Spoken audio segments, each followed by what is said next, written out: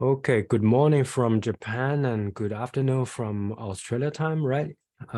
Welcome to the number 20th Tourism Online Forum series hosting in July 2023. This series is hosted by the Center for Advanced Tourism Research, CATS, at Hokkaido University. This is your host, Mo. Today, we are very honored to have Dr. Aaron Tham to share his recent research.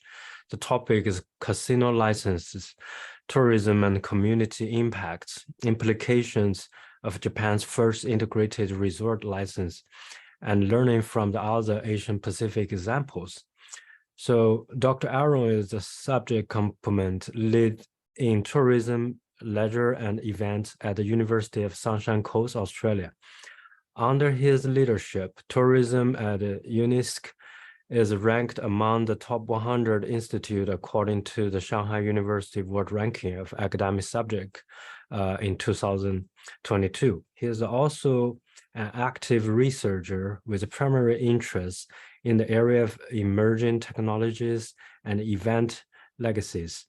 Aaron is a senior fellow of the Higher Education Academy and is the immediate past vice president and conference chair of the Travel and Tourism Research Association, Asian Pacific chapter.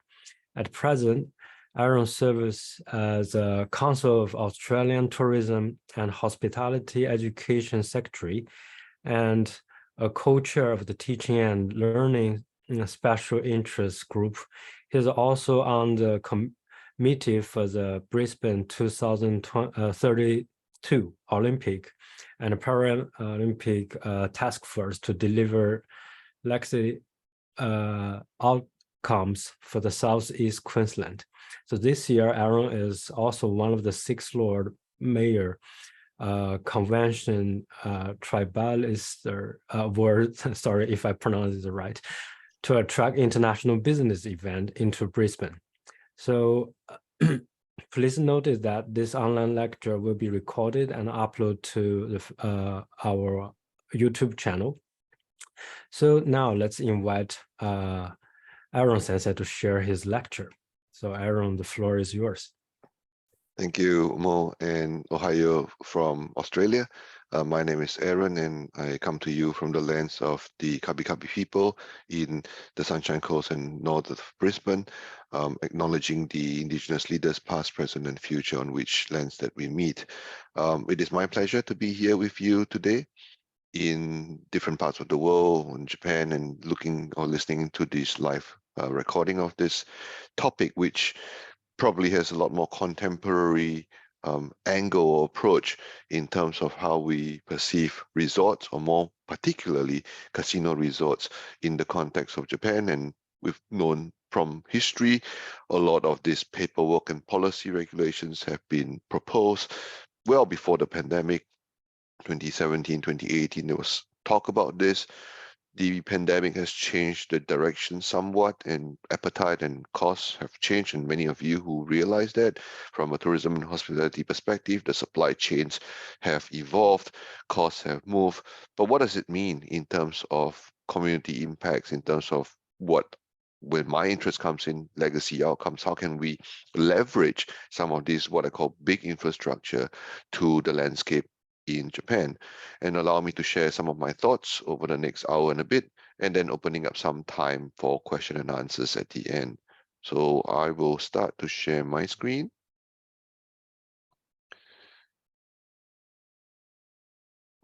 Okay, so perfect.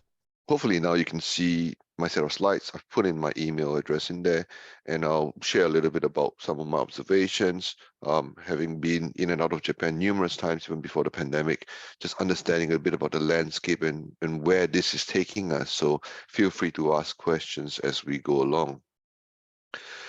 There's quite a bit of things to get through it, and many of you could look up to speed in terms of some of these wider topics where the trigger has been. When we think of integrated resorts and destinations, we might think of places like Las Vegas, Macau comes to mind, Monaco. The Philippines now has the emerging landscape, and certainly the younger, as I call it, players like Singapore, which technically has only had the integrated resorts for about 13 or 14 years. in a nutshell. And we start to see, why do destinations want to do it? What does the Osaka plan look like? Where are the current proposals elsewhere in Asia Pacific and the world? We look at some examples of the Singapore model where I had the privilege to be involved with when they first launched it.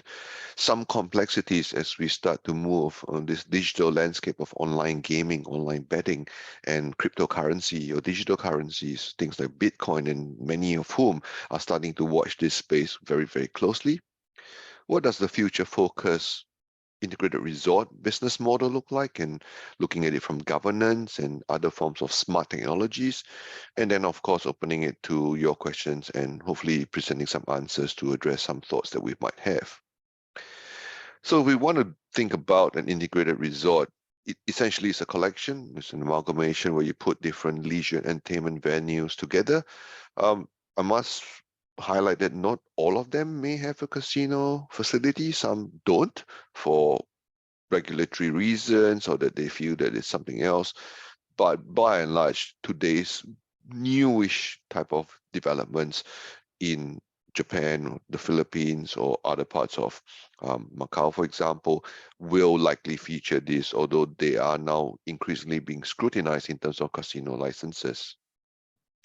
Some of the data that is drawn, and this is from an industry report conducted in the midst of the pandemic, was to look at where the market share is, and it's good to just get a quick snapshot of where the money is. What is interesting to note is that while we associate integrated resorts and casinos to the likes of Vegas for more than like 4 decades, the market has shifted, and this chart tells us a little bit about where the countries are. There's a lot of presence in Europe. They tend to be a bit of a smaller entity.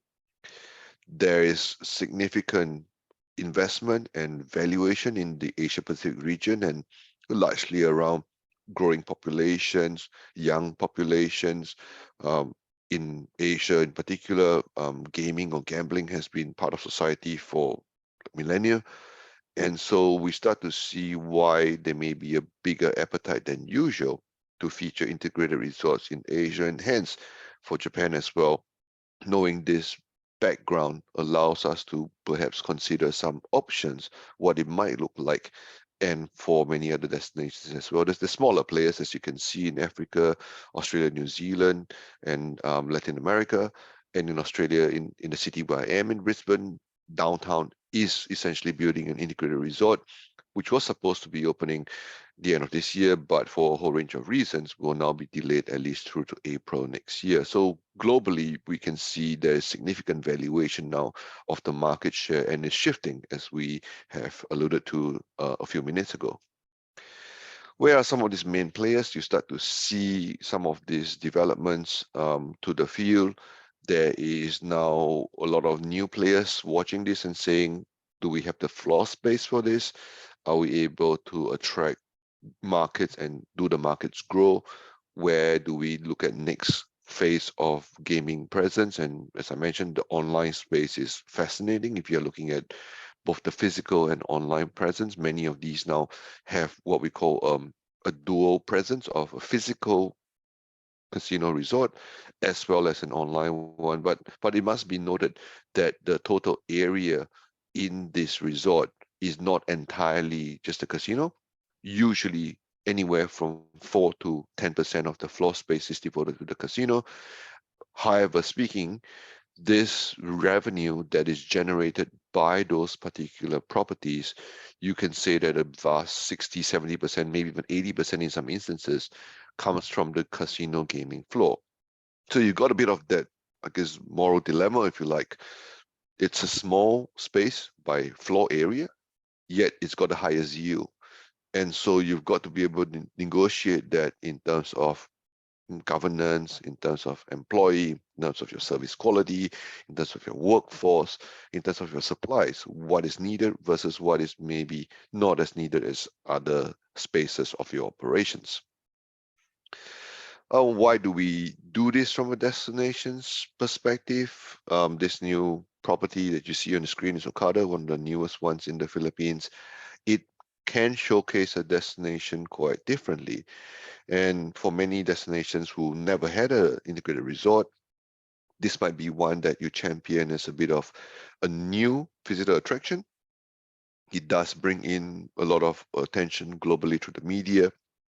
You get the opportunity to bring in international investments from brands like Okada, Win, MGM, and many other international brands. There is that high yield visitors, and if you are, for example, someone who holds a particular card from a group of an integrated resort, globally, wherever you go, that benefit or promotions can be transferable. So you get to leverage on some of those benefits in staying for room upgrades, going to discounted theme parks, for example. And what it does from a local community perspective, any kind of mega infrastructure like this would generate significant amounts of jobs and create a multiplier effect. In Australia's context, in Brisbane, for example, it would generate already close to 10,000 jobs, and significantly the multiplier effect from other areas, from accommodation, from food, from activating your attractions locally, and also interstate, right? So people may or may not be there just for the casino resort. They may be going to other places. So, for example, in Queensland, people might head up to the Great Barrier Reef. They might go to Gari, formerly known as Fraser Island. They might go to Sydney and Melbourne. So you start to see those kinds of tourism impacts. And Japan's in a very unique position because the project in Osaka is happening the year after the World Expo in 2025. So you can see how this can actually create new visitation or repeat outcomes and extend people's length of stay. While they're here, look around at other places, and that draws significant economic and social cultural benefits to a destination. What we don't have yet, and I didn't put on the screen, is the environmental impact, and that might be an area for further investigation over the long term, right? Do integrated resorts provide long-term environmental positive impacts? And I'll draw some parallels to what some of the new projects, particularly in Europe, are doing when it comes to areas of climate change or carbon footprint. So for those of you who may not have any knowledge about some of these Osaka casino resorts, this is a short video for us to perhaps get a quick snapshot and glimpse of what's being proposed in Kansai.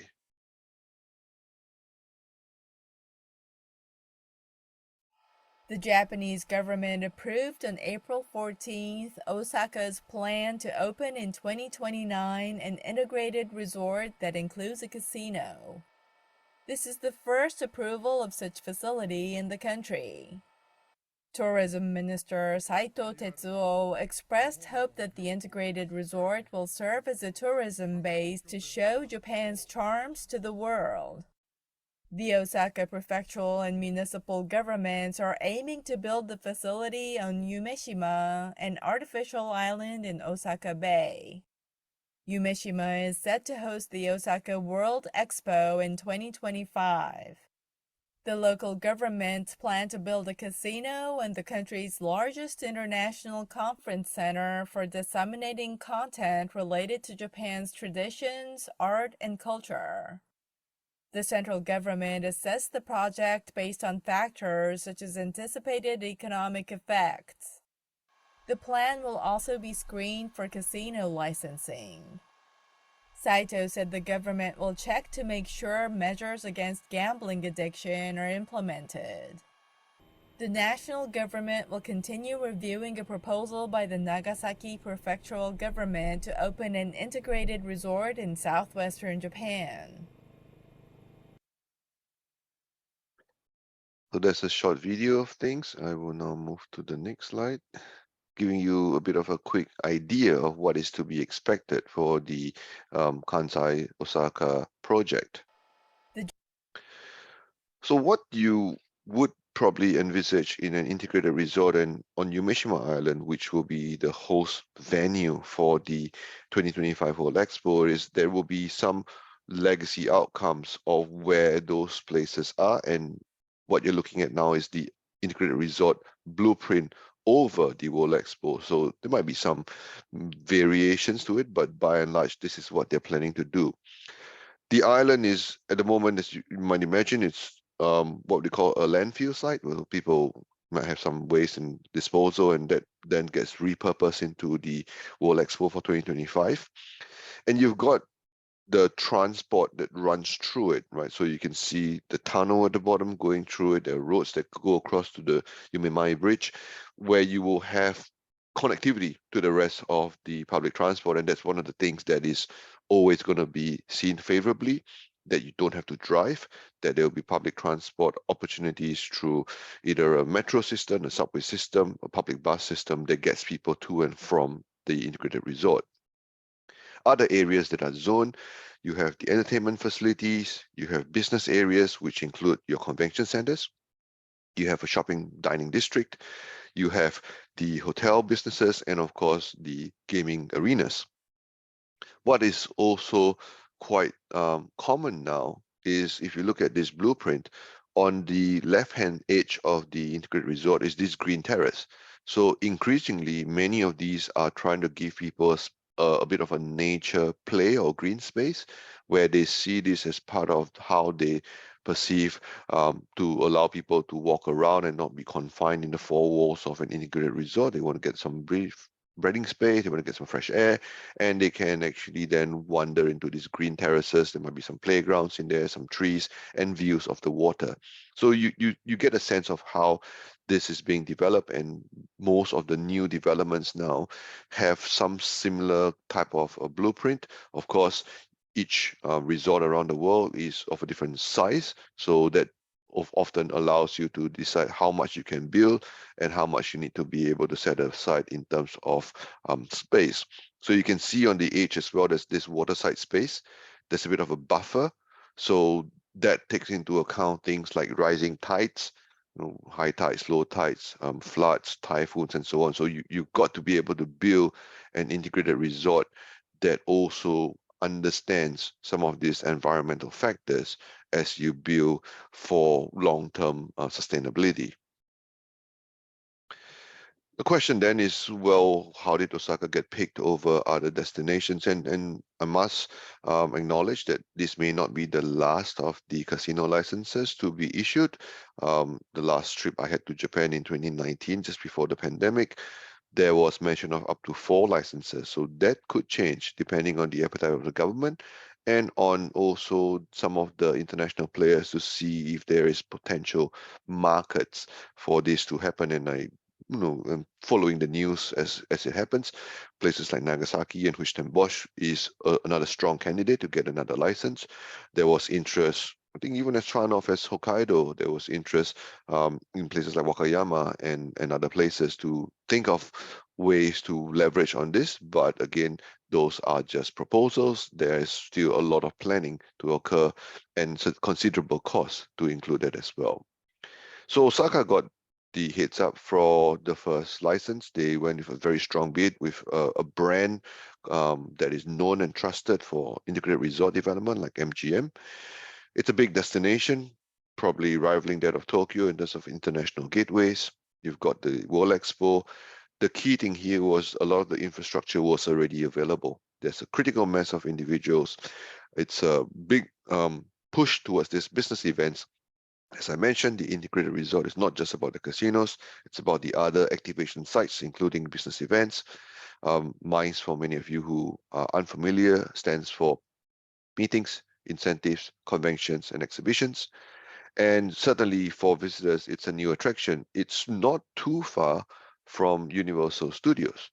And so suddenly you realize this activation has got ready-made theme parks and other points of attractions like food and heritage and culture to be able to support a brand or a destination that already has everything into this particular landscape.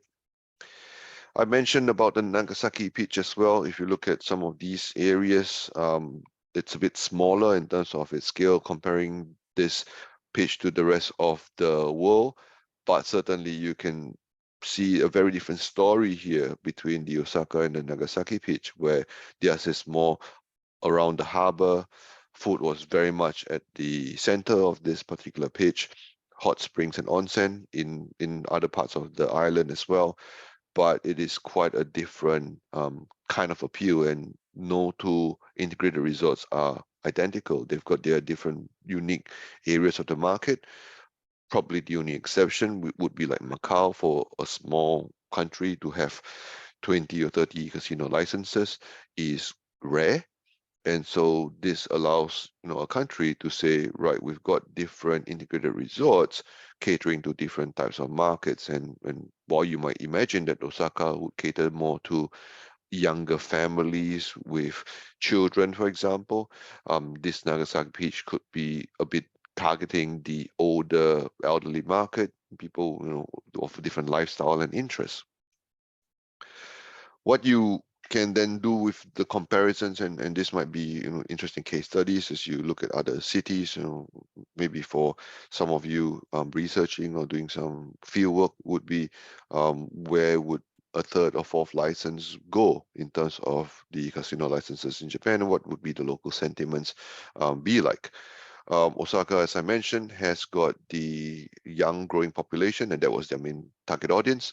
You could see the different strategies of mega events versus remote regional tourism activation for Nagasaki. You've got international markets at the heart of Osaka, but Nagasaki is very much domestic market focused and therefore appealing it differently. Japan's an interesting market to analyze. Very much the vast majority of visitors in Japan are domestic.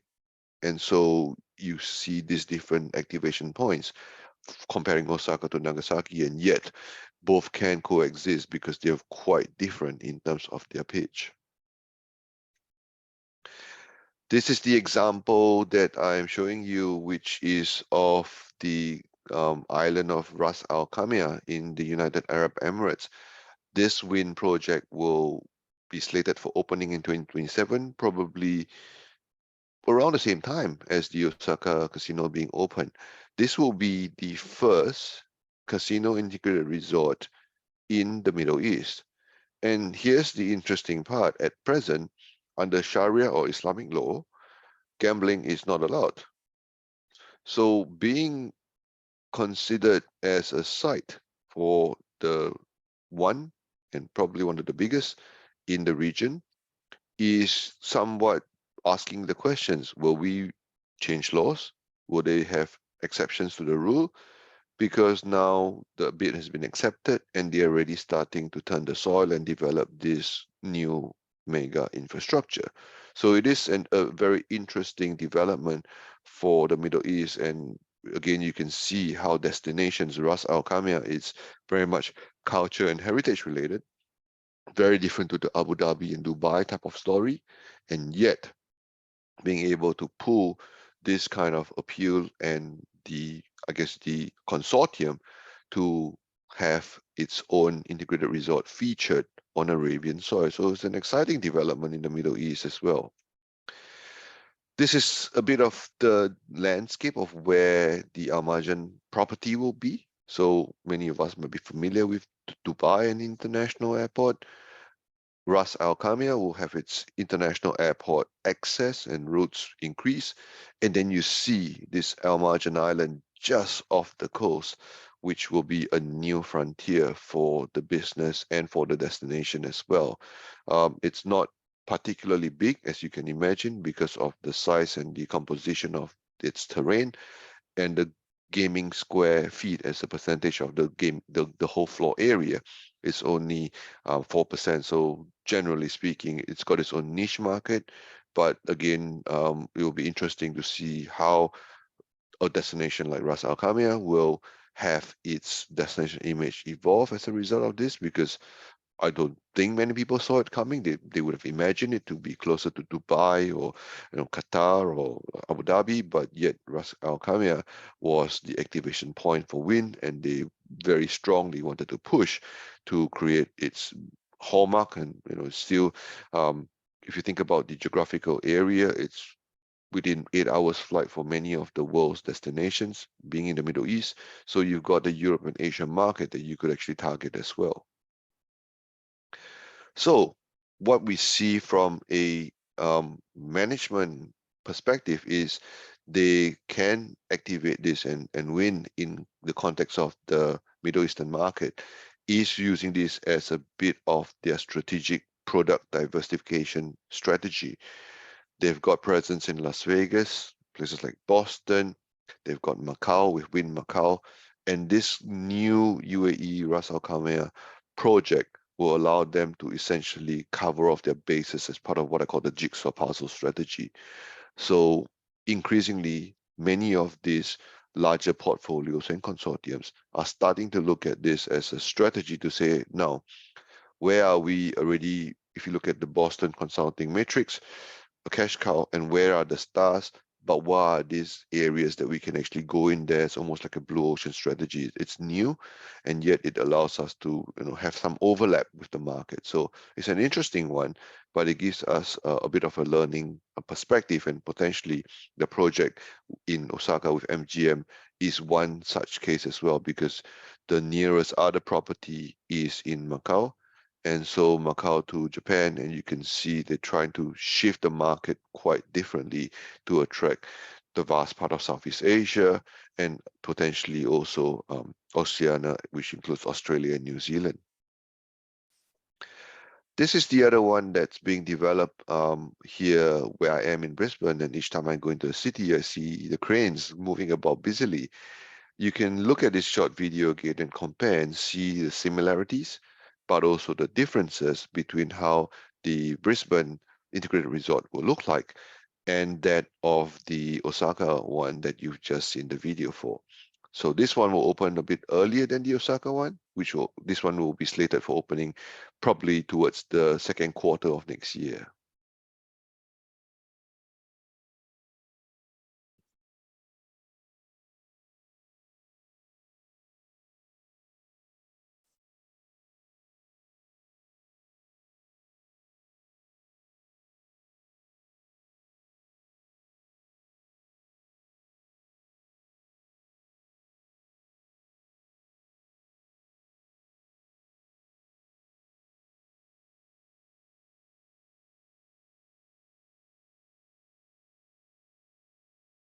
There is no audio to this one, it's just a fly-through video, so give you a bit of a perspective.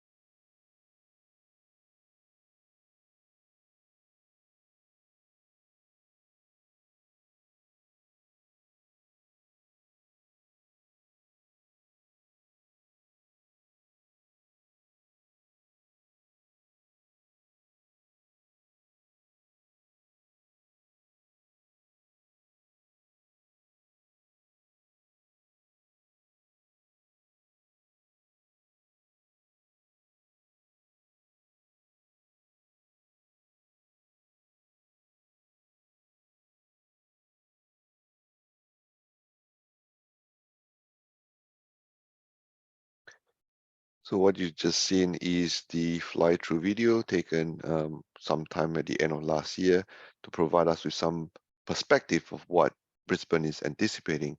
It's an exciting project, as I mentioned, largely because the Brisbane project is opening, and it is one of the major things that's happening as Brisbane also embarks on the Olympic journey to being a host in 2032. So some of these developments are coming along at the time where it is quite interesting as well. As I speak, in 3 days, we will be hosting the Women's World Cup. So the Japanese team, the Nadeshiko, are coming to play as well. So you can see there's a whole range of events, integrated resorts, and other developments that start to tell a bit of that story. What we also want to look at is what do other Asia Pacific models look like?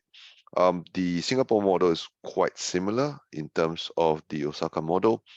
There were also some major concerns from religious groups or other independent groups to say, how do we address issues like addiction, crimes, syndicates, money laundering, and other ethos, right, around, we work hard as a community. Why do we want to have this? Because for many years, Singapore had refused to actually have casinos on site.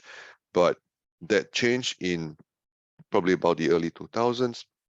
There were discussions about why we would want this from a economic, from a tourism perspective.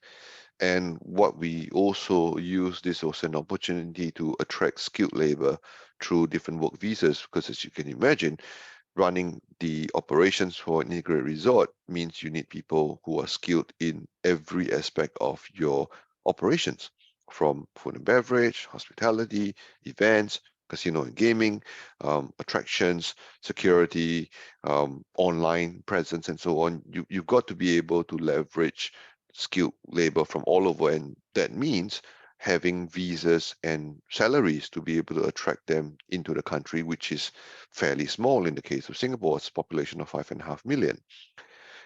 That being said, what we did as a country was to limit the numbers through what we call a entry payment of a levy.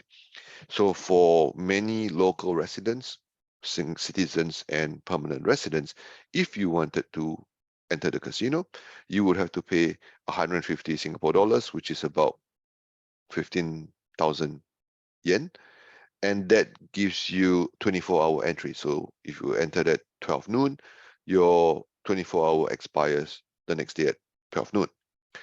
If you wanted to go multiple times a year, you would pay $3,000, which is about 300,000 Japanese yen. And that would allow you to go in unlimited for 365 days a year. Now, we thought that might be a deterrent, but interestingly, last year, the revenue just from the levy alone was 125 million. It goes to show that in the pandemic, regardless of what has happened, people who want to go to the casino still go to a casino. It's a demand that is, not so elastic. There's price inelasticity here. People feel I can't go overseas, it's too expensive, I don't have the time. They will still patronize some of these gaming facilities. And then that was an interesting one for me to see, whether the pandemic had any effect on it. I do note for most, if not all of the gaming agencies, even in Australia, through the pandemic, their profits have actually gone up.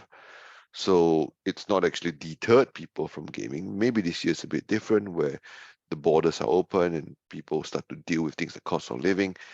The market is still quite strong. Loyalty or product or gaming or brand loyalty is still fairly strong in many parts of the world because of the ease of access to some of their local entities, for example.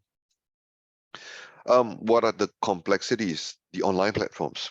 I have been watching this space where a lot of them are going online, and it's very hard to patrol because jurisdictions are different.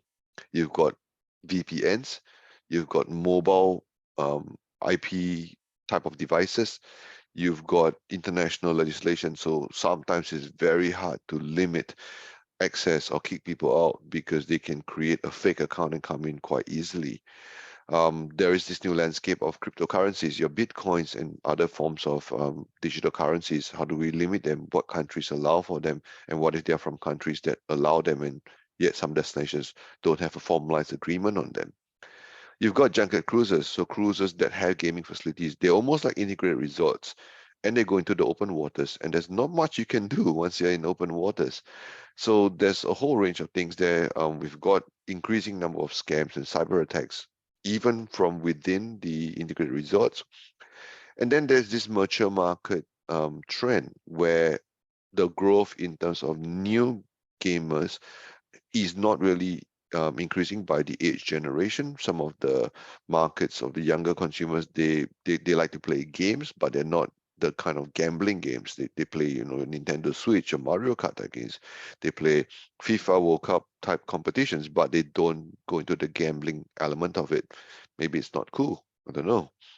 Maybe for the post-COVID-19 consumer behavior, as I mentioned, the cost, it's changing the way we think about how people participate in leisure.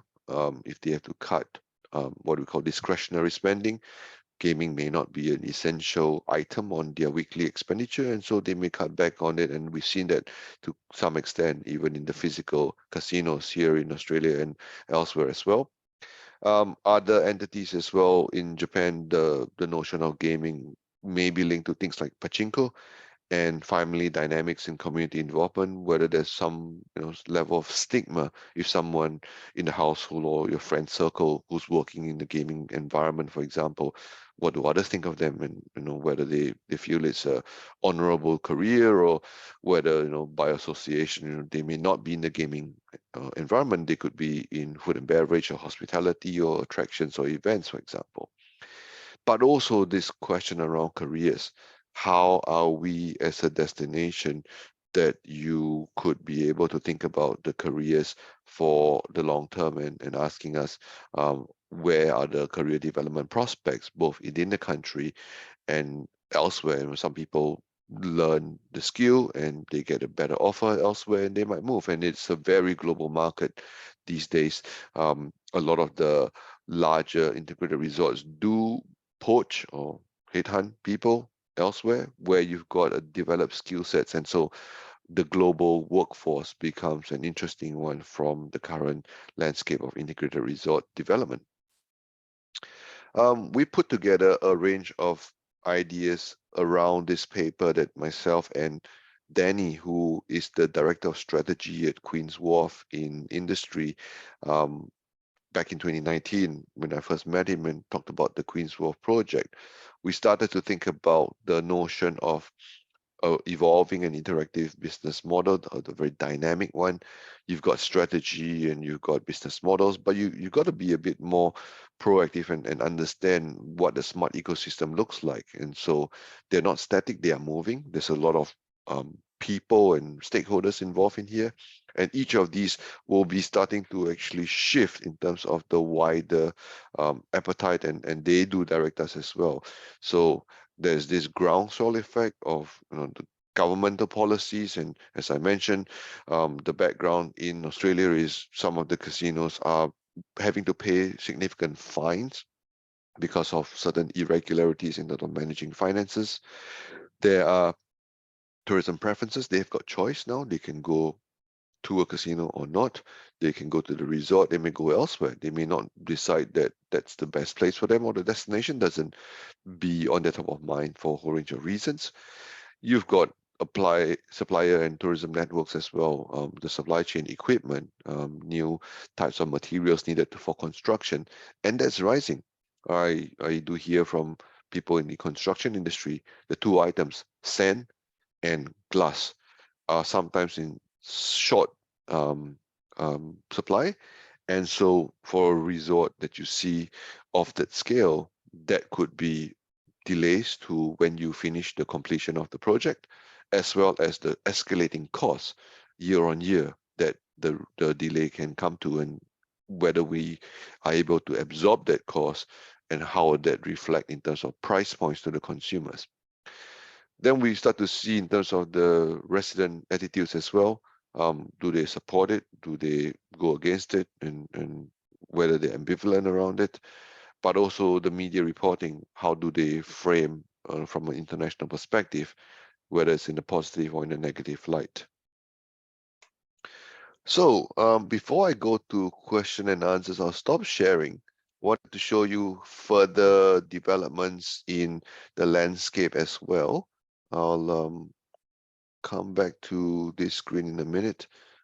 It's going to show you what's been happening from different parts of the world.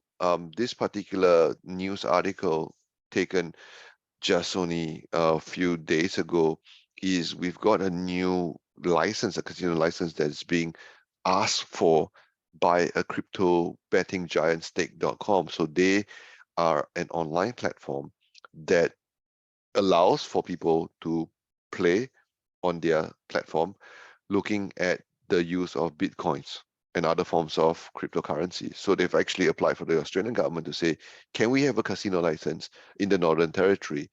Whether it's Darwin or Uluru, we don't know yet, but it's an interesting one. This came out of the blue. I don't think people saw that this was coming. There is a casino license existing in Darwin, but they might be able to make a strong case for it if the government feels that they will allow it. But again, there may be other things that's being considered. What other news is in there? This particular one in Cyprus in Europe, Mediterranean space of Europe, has just opened early last week. And so you can see how big it is, which is quite interesting because it's a very small island in comparison to the rest of European countries. And they started to have the City of Dreams project, part of that MGM wider extended network. Took 3 years to build, 700 million US dollars, 2,000 staff. Very different in terms of the markets as well, right? So you can see where the news is. And as I mentioned, the article around the Ras Al Khaimah project, the wind resort, that has got governance implications because at the moment, the local regulations do not allow for gaming or betting in this particular part of the world. So the Middle East will have to decide what to deal with in terms of government regulations as well. So I might just stop sharing there and come back here to see if some of you may have questions to ask, and we can have a chat about some of these developments as well. Back to you, Mo. Yeah, thank you very much. I'm highly encourage our student, student in Japan, they're not trained for asking questions, but it's very important. I just back from Europe after I see how European students ask question for their professor, they're gonna eat them, right? So, but it doesn't matter. I will start. If other people have a question, you can keep thinking about it and leave in the chat box and Q&A box. It's no problem. For me, it's also this topic is very new. It's very interesting. After I see the comparative data, I don't know Asian has such a potential from economic point of view to develop casinos, because we see a lot of casinos in Canada, in Europe. Basically, all major tourism destination has one. Sometimes it's very weird. You see a quite medieval town, and suddenly in front of it there is a modern tourism center, and behind the tourism center there is a casino standing there. It's like landing from middle of nowhere. Very fascinating topic. I have tons of questions, but a very Japan Pacific question will be, Japan, all cities and community, even the rural island has their original small scale kind of not really a category like a mini casino called pachinko. So all community already have that, but now in Osaka they are planning to build this kind of big scale casino. So I assume they are aiming for different type of customers. I wouldn't use the word precisely tourists here. Then pachinko probably targeting a lot of local long-term residents, right? But the casino may be partly considered the inbound tourists, for example, and also from their long run, who are their main targeting clients? Yeah, That's my thank question. you. Thanks, Mo. And that's always been one of the things. How do you differentiate the markets between pachinko or in the context of Australia, keno or slot machines to what is an integrated resort offering? There is a lot of cultural norms as well, but what the integrated resorts try to do is actually not just sell the casino experience, but also other things. So in a pachinko, and I've been to a few just to watch what's happening in there, it's fascinating. People sit there and they sit there for hours, sometimes days. Could be the same case in the integrated resort, except that the pachinko is often, I guess, not as appealing for young kids. So they might find it a bit bored. It's not much for them to do. Some places may not even allow them in access. But the integrated resort is one where it tries to do a little bit for the different groups. If you got a multi-generational travel group, so grandparents, parents, children, relatives, friends, there is something that is for everyone. So the integrated resort has a place to stay. So if you got an early riser who's just wanting to walk along the beach or along the coast, they have that opportunity. If you wanted to stay a bit later in the night to be in watching a play or a musical performance, an opera, you still have that opportunity in an integrated resort. So the market's quite different. But potentially why now is the question for Japan is the high yield market is one that is very competitive. The high rollers in the casino resort are not just the slot players. They play table games, your baccarat, your blackjack, your poker, and those are the ones where the high rollers spend and have these lines of credit. Now, that's the one that a lot of governments are trying to drawback because of this issue of problem gambling. So the line of credit, it's almost like, put simply, a casino credit card, right? So you go in there, you get this black or silver or gold card, and you can play up to that line limit. So once you exceed that, the casino may say, sorry, you've reached your line of credit, you have to exit and pay it back before you come in or come back the next day. Now, that's the one that they're trying to probably attract if you're talking specifically about the casino market, because the Japan case coming on board almost as a late bloomer in this space is we got to see who else is in that Northeast Asia nexus. We know that Macau's got that almost oligopolistic hole in this, but over the last few years, whether it be political changes, access, the Chinese market, the mainland Chinese market, going to Macau has been significantly controlled. So they can't easily go into Macau as often as they would have liked pre-pandemic. There have been changes in the access.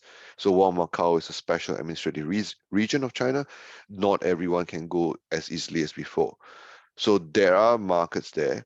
There are, I'm just counting, 4 or 5 big casino resorts in Korea.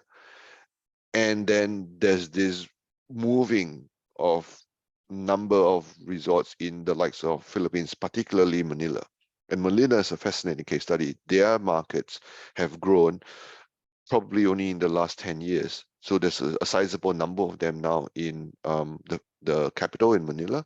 So where I'm starting to see is, as you mentioned, where the visitors coming from, it's likely to be from within Japan. You will draw from China because of the proximity to some of these big markets, but I'm starting to see the bigger interest from the likes of the Middle East, the likes of Turkey, the young and more affluent families who are starting to move into places where they've been in the direct air access to Tokyo or Osaka, and on the back of the expo will likely generate that. But I think for the first 3 to 5 years, you're going to have a strong influence of people from domestic markets. Okay, thank you very much. Seems we didn't receive any other questions, so I will continue my question list. You mentioned about people started using Bitcoins in the case in Australia. I'm very interested with that because, when inbound tourists travel to another country, especially to play casino, there is a lot of I wouldn't call that money laundering process from one currency to another.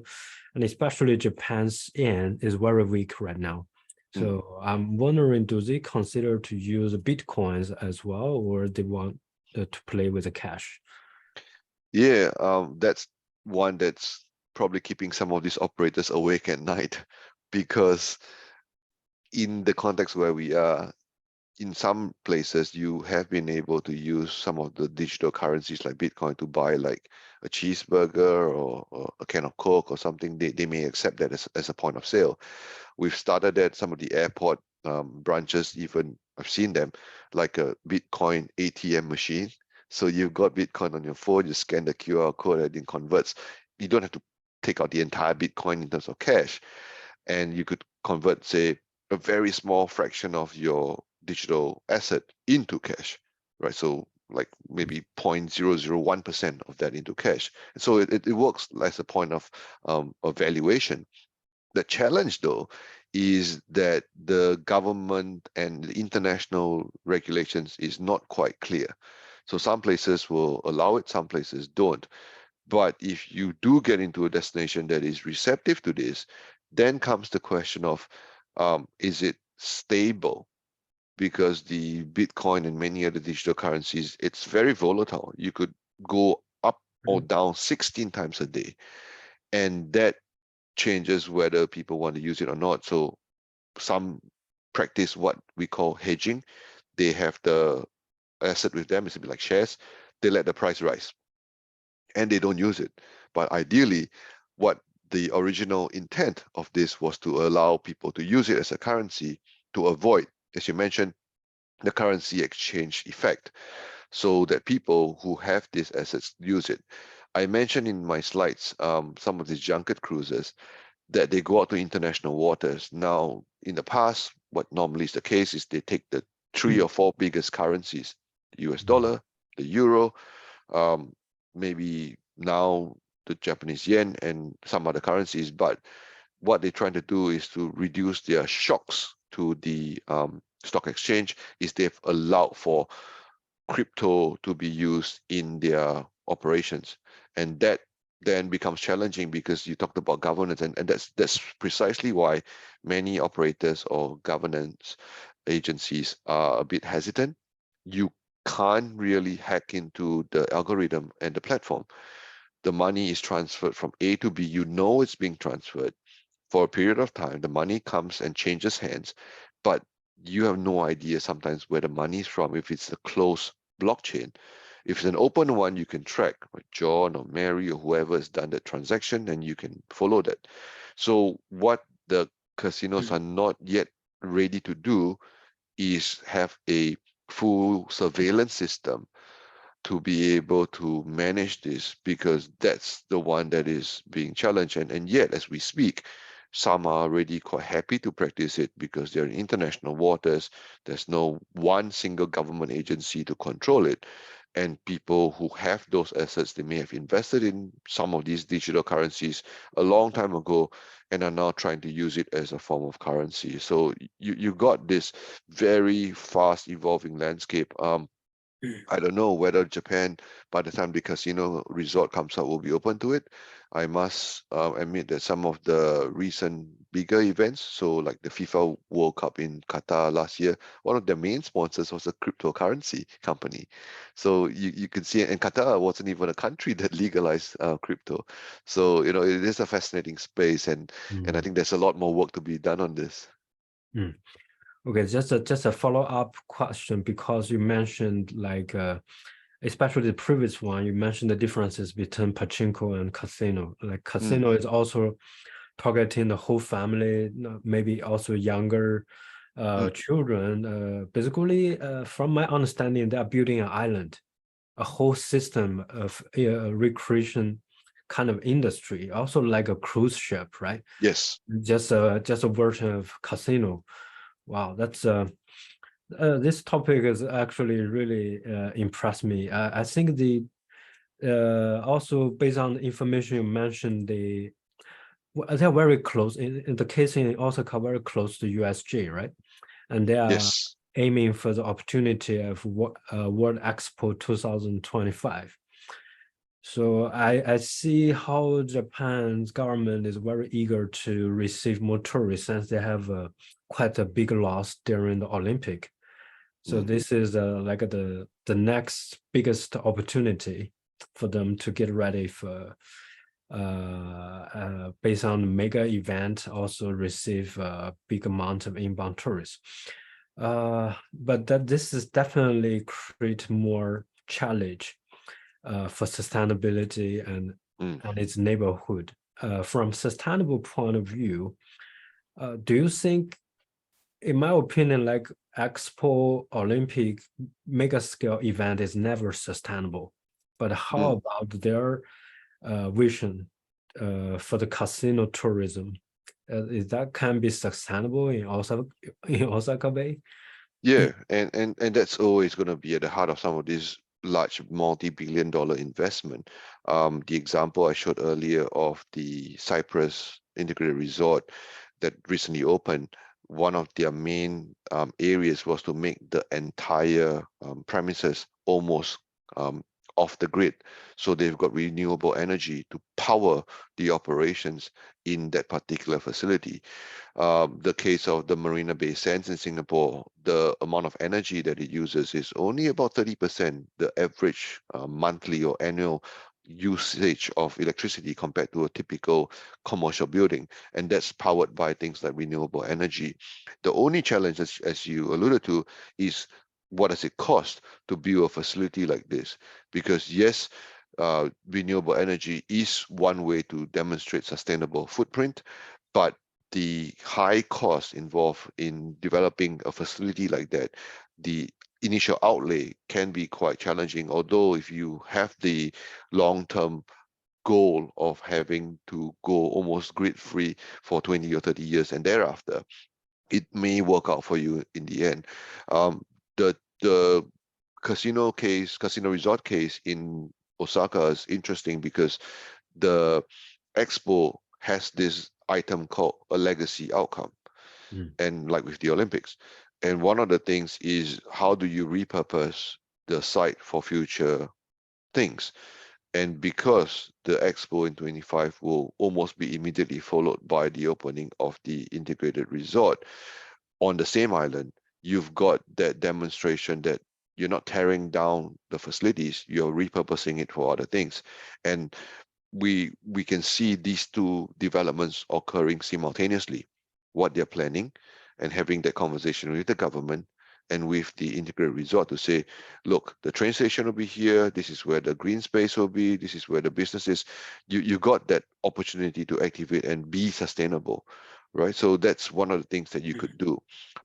In terms of economic sustainability, the challenge is, how do you ensure that the money is going back to local communities? And that's where we're starting to see, in the case of the Brisbane development, for example, once the entire project comes up, there are governmental laws to ensure that a percentage of the jobs goes to people who identify as Indigenous or with some level of disability, and you will be expected that the operations also run with its workforce to demonstrate some of these outcomes as well. So that there are areas where you want to be able to do this long-term longitudinal tracking of indicators. Environmental sustainability will be important. I think in the case of, as you mentioned, the use of ferries, access of public transport to other parts of Kansai and beyond, will there be an impact on wildlife? And I, from memory, haven't heard anything about the impacts of some of these integrated resort development on wildlife within the coastal region. So when you build something into the waterways, whether it be an ocean or river or lake or stream, you probably have done some ecosystem change, whether we like it or not.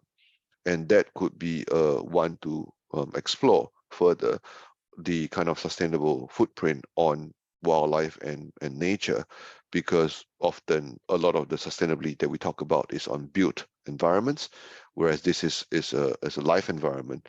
There is certainly sea life that's happening in that port area, and so those questions remain unanswered. And I think the one in the Middle East, in Ras Al Khaimah, will be another one to watch as well. The impact of those integrated resorts on the coastal and marine life. Okay, thank you. So is there any question from the audience? We have quite a few audience. I think probably this topic is very difficult for them and also new.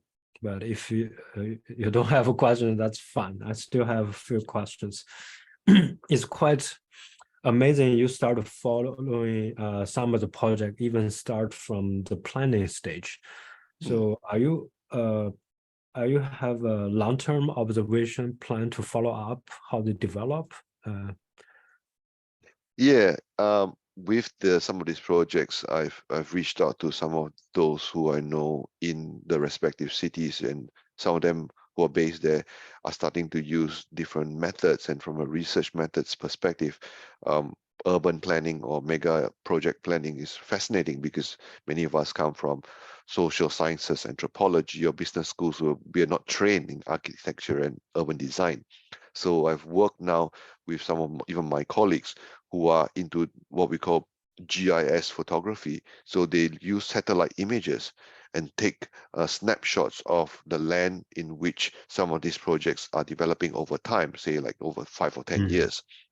And it tells a fascinating story, because the satellites take an aerial photo and they can actually see the impact potentially on soil erosion, on wildlife, on toxics in the waterways and so on. And it's quite fascinating. I learn a lot from them and working in the kind of cross-disciplinary area. But I also would encourage some of you to perhaps even open up new areas of research and looking at community development and interest.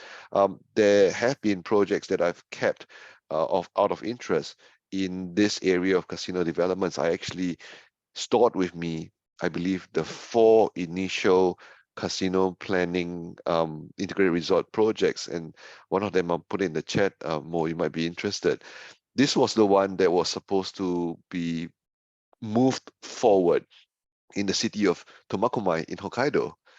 This was one of the first ones that I saw, along with Nagasaki, Hiroshima, Wakayama, Osaka, and even Yokohama.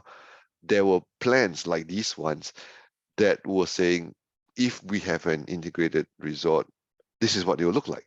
And I wonder, from 2019, which wasn't so long ago, to now, if they've decided not to proceed with an integrated resort, which some obviously have decided to pull out, whether they've done anything with the land. And that would be quite fascinating. So again, in the case of the Olympics, you have Olympic cities, and then you have non-Olympic cities. So cities who didn't win the bid and decided that they would do something else with it. And I wonder, those kinds of comparisons would be quite fascinating as well, because I haven't heard much from some of these other bids since the pandemic, because clearly it's taken a lot out of our daily and professional lives. But there are certainly some areas on longitudinal work that could be done in this space. Thank you. We finally have a question from our audience by Ayumu Kobayashi. So thank you for your presentation. Casino players come from China, Europe, and United States. This will require people who speak fluent English or Chinese. If they operate in Japan, for example, this case in Osaka, like pachinko are also used by local residents. It's also necessary to speak Japanese fluently. I think this question might relate to management. However, there are few people who can speak Japanese, English, or Chinese fluently in Japan. Even if they could, would it be taken by casinos in Singapore or Macau? Be taken by casinos? I'm not sure we understand this question right in terms of competition or language or service. I think what the question relates to is that there's a global demand for this multilingual workforce. So if they're not hired in Japan, someone else will take them. And Yumu, that's a very important question that I think the global workforce, where I'm starting to say to some of my students, and perhaps your students more, is if you have the ability to speak 2 or more languages, if you can see the landscape, you will be an asset to some of these bigger agencies, because they will need them. When I traveled through some of these casino resorts just to see, and also their primary markets, China, Middle East, many parts of Southeast Asia, you will need these people in the workforce to do it. And it's not the first. I must say, it won't be the first resort to expect of that. A typical 5-star hotel will have its workforce like that as well, at the front counter, in the restaurant. Some level of conversational English. We don't have to go too far. There will be people in Japan who have these assets and abilities, from even the likes of your theme parks, who are Right. already speaking in English and many languages, and they'll say, look, this is what I'm doing now. Maybe I wanted a scenery change to work with an exciting new project like the integrated resort. And they may be still from within Osaka. They don't have to move homes. They know the place so well. They can come just from Universal Studios or a 5-star hotel or another convention center or a government agency or tour operator to come and work with the operations of this new integrated resort. So you've got significant benefit for a destination that is already having English as almost like a second language. I must say the Nagasaki project will be quite different, because that market is, I would say, arguably targeting domestic markets. So their native language would be Japanese, but that doesn't rule out other tourists who may be coming for the well-being and health type of opportunities.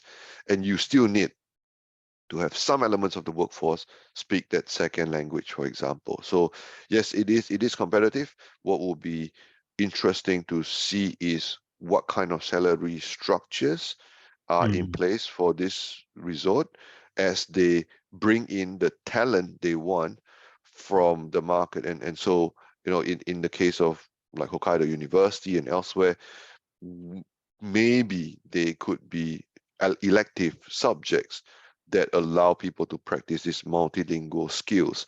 I've been working with a range of agencies now, particularly in Southeast Asia, where there are tourism attractions like ecotourism or village-based tourism, and they continually cry out for the need for real-time translation apps, either on iPhone or on Android.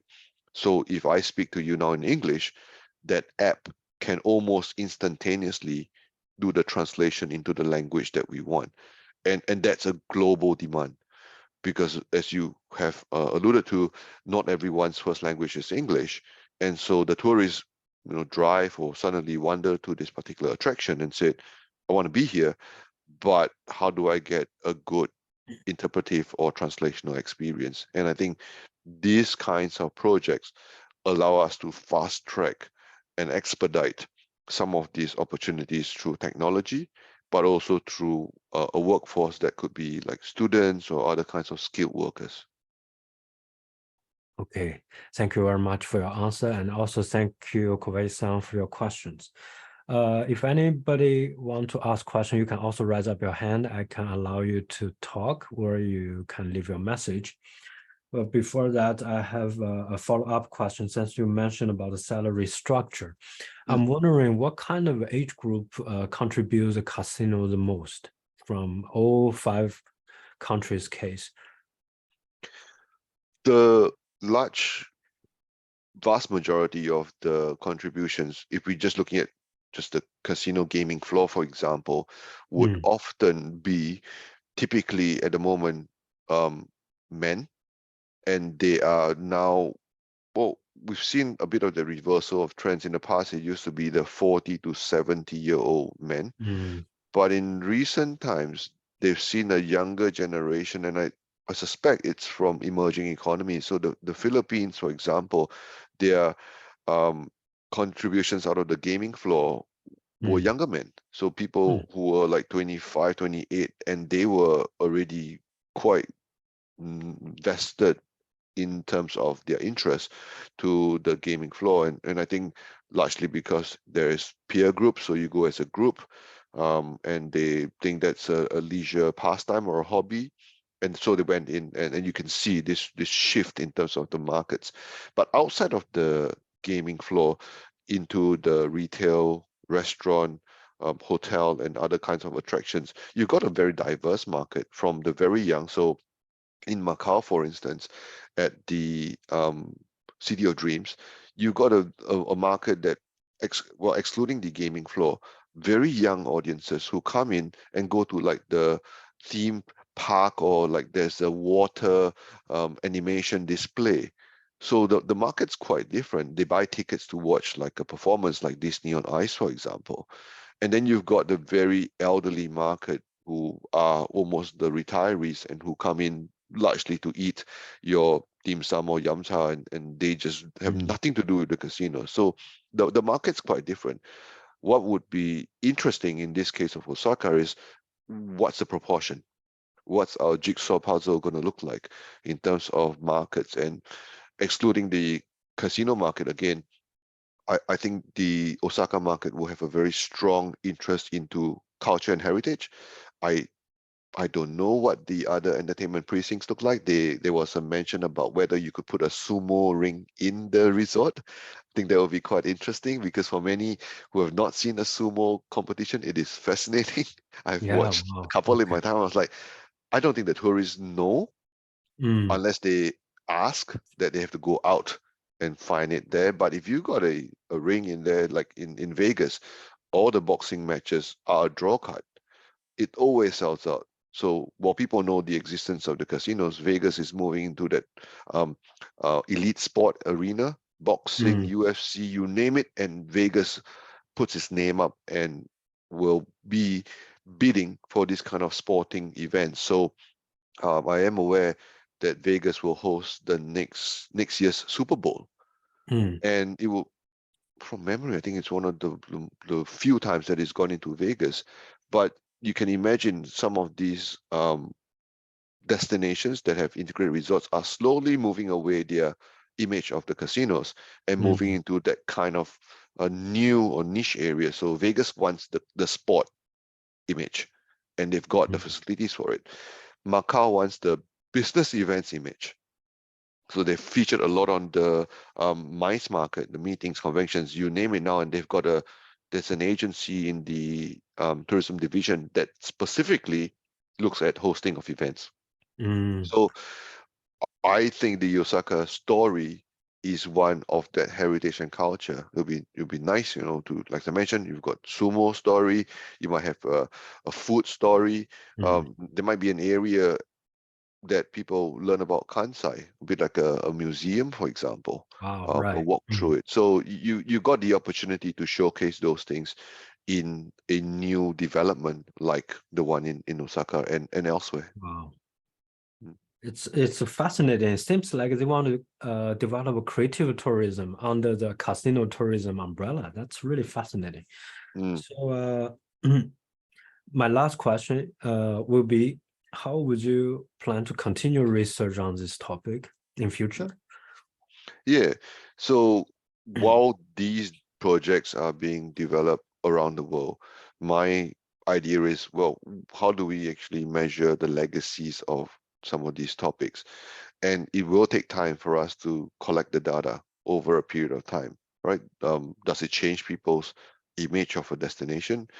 When we say Macau, and they've tried this for decades, right? And we looked at literature, people associate Macau with the casino resorts because there's so many of them. They've tried to some extent to shift it into food and heritage. There's a lot of World Heritage sites in Macau, and food is a World Heritage element as well. But how does it actually complement or shift the destination image? And I think some of my interests, particularly in places like the Middle East and so on, would be, how does that actually leverage long-term legacies as well? The other area for me to think about is as the students who are listening in as elsewhere is, do you see yourself as in a career with some of these resorts? Does it appeal to you? Why or why not? Because ultimately, for many in Macau, where I Mm, was teaching or researching many years ago, went into the classroom, and 90% of them will work for the integrated resorts because they pay more and they've got a secure job. So, it changes the social fabric, because now you've got this dominant sector impacting the workforce supply in areas like education and health and engineering and so on. Whereas in Osaka and many other destinations, does something like that activate new markets? The Brisbane example that I mentioned, the resort will be well in advance of the Olympics in 2032. So I want to see, from a research perspective, does the legacy of the integrated resort lead to the Olympics in a favorable way? So there's a few areas I think that could be done in terms of research, and if some of you are interested, I'm more than happy to send you the other files that were initiated in Japan. There are 4 or 5 of them. Feel free to have a look and see, from a town planning or destination development perspective, is this something that's worth exploring? If they decide not to do an integrated resort and do something else with it, are more residents happier about those things? So those are some of these as well. But I am aware, having visited Hokkaido University, you've got a very strong presence in also the film and media studies Yeah. angle. The I haven't seen much of it, but things like gaming, branding, and advertising, Yeah. and the use of gaming in movies, for example, does it shape destination demand and appeal? And that's that. I mean, there's not been many games or movies recently featuring casinos, but when they do come by, like James Bond, for example, often it increases the number of people into the casinos, because it's on the movie, it's made baccarat popular, and so people start to go and play. So there is that level of research agenda that some people might be interested to do as well. Yeah, we should ask Yamamura Sensei to. He's an expert for this kind of topic. Sorry to interrupt. We have another question right up. Yeah, go for it. From Yun Peng. What about the density of casino? How could we know an area need one, and how many? That's a good question. Yeah, thank you for your question. So often when you use the word density, there are a few things. If we use the case of Macau, which is a very interesting one, it's got a very small population, a very small geographical area. Yes, its casino density is more than in Vegas, and that's probably an extreme case. In the case of Singapore, another classic case, there's 2 integrated resorts. They are there in the country of only about 600 square meters, essentially, but they're catering to different markets. They very specifically did not compete head on. There is overlap, but the Resorts World one was more Southeast Asia focused, with Universal Studios on site in Singapore. Then you've got the Marina Bay Sands one, which was more higher end markets, running things like the Formula One race literally at the door of its resort. So in terms of the density, what you're looking at, and that was probably why Osaka and MGM got the license, is you've got a very high population density in Kansai. You've got infrastructure already built for it, and you've got those attractions within the periphery. So when you look at Osaka, people don't just sell Osaka, they sell Kobe, they sell Nara, they sell Kyoto. So your density now looks at the wider Kansai region. And when you think of the opportunity then in a area that is already established as a tourism region, more operators will likely invest where there is, I mean, you're the first, there's no competition. I wouldn't say that integrated resorts compete with pachinkos. It's a very different market. So by going to places like Kansai makes the area shift in terms of connectivity, in terms of visibility, and so on. What would be interesting then is who's next. I think Nagasaki, as I mentioned, is one of the front runners. I don't believe Yokohama has given up their bid 100%, but again, you can see why they're trying to go into places. And one of the things is this thing called air access. If you're international market focused, then you must have an international airport.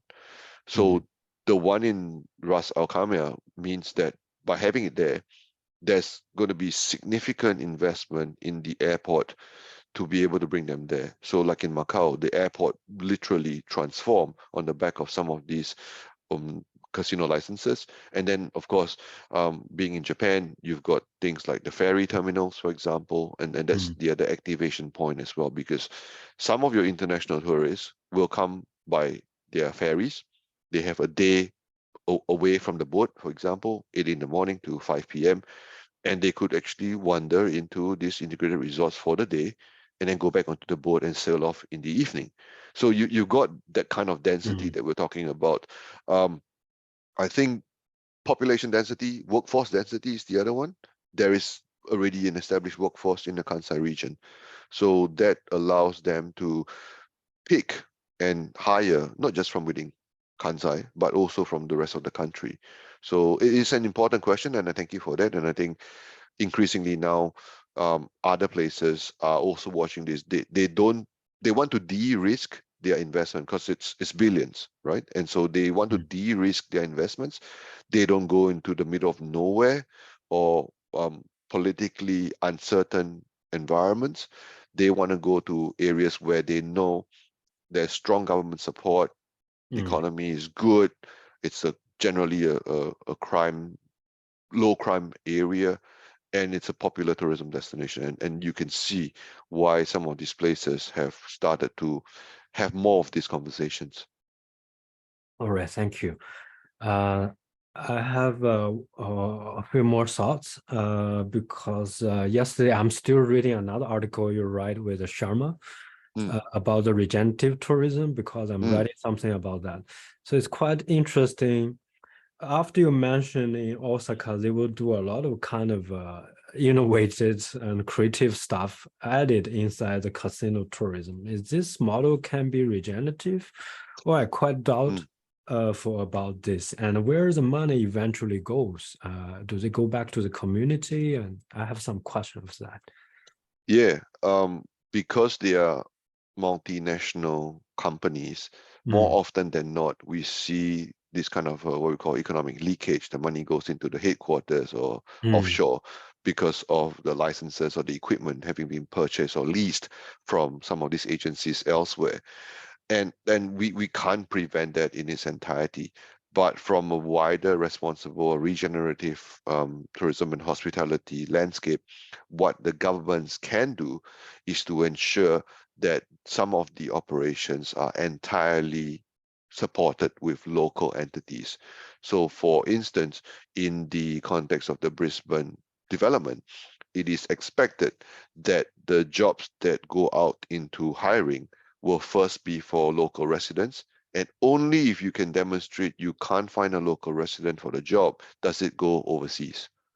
So you've got certain regulations or priorities or that you could policies you could put in there, from things like workforce preferences. We also now have government policies for things like supplies. Supplies in the sense that if you have suppliers for food or linen or carpets or painting or lighting, you can still request for them to get local quotes. So what we're trying to do is to secure as much of the benefit, short-term and middle-term and long-term, for local residents. So I would think that would be the way to go. If I'm visiting the Osaka Integrated Resort, I want to eat local food. And there is no reason why I would go to the resort and then be quite surprised in my sense if there's no local food provider. Because clearly, if food is at the heart of the operations, and there are Kansai and other regions that are supporting the food systems in the region, I want to be able to experience that as well. It's about thinking more local in the opportunity as well. The other area that, as I mentioned, this kind of social regeneration would be thinking about, what kind of museum and artifacts or art galleries you might have on site. Some of the paintings and some of the information that you have there as well, can they be more regenerative in the sense of connecting some of the local cultures. I am strong believer that many of the stories should be about also Kansai and the local history and how that comes to play. And you could do that quite creatively. You don't have to print. You could do this with 3D printing. You can do this with animation. You could do this with a lot of new technologies now that can be quite regenerative as well. The other thing that I would imagine is when people leave the resort to go to the regions and to go elsewhere, you want to have the money going back to some of these enterprises directly. So the resort must be in a position to not just have, your big JTO or HIS on site, but you also want to be able to support some of the local operators who are taking people into local villages, communities, islands, and other experiences that the money directly cascades down to the level of the village. So I think that's some of the things that you can put into what we call regenerative outcomes for local communities. Okay, thank you very much. I think we are almost running on time, not out of time. But if there is no other question from the audience, I would like to end today's conversation. It's really fascinating research, and actually, Aaron Sensei brought two topics. We select this topic, but it's both amazing. Maybe we should invite you again, maybe early of next year, or even on site inside the university if you plan to visit. And Thank you. Yeah, I would like to say thank you again. And we really learned a lot about the casino tourism, especially in compare with the 5 countries and regions in the world. And we really see the potential if Japan start planning to do a serious casino planning. I believe they will do a really good quality one, but it's still 2025, right? We still have some time. And also we need a long-term evaluation of how it's performed in the reality, or is a sustainable model or not. But anyway, I think it's a very important open mind lecture for our faculty, colleagues, and students. Maybe some student would have interest to follow up this topic for their future research. So I would like to say thank you very much for your lecture. Thank you. After the lecture, we will upload this video online. You will reach bigger target audiences. Maybe they will leave comments in the YouTube channel. I will keep you updated. And thank you very much, Aaron Sensei. And no, it's my pleasure. Yeah. Okay, so we can finish today's session. And thank you very much, everyone. See you next time. Sayonara. Bye-bye. Okay, have a great day. You too.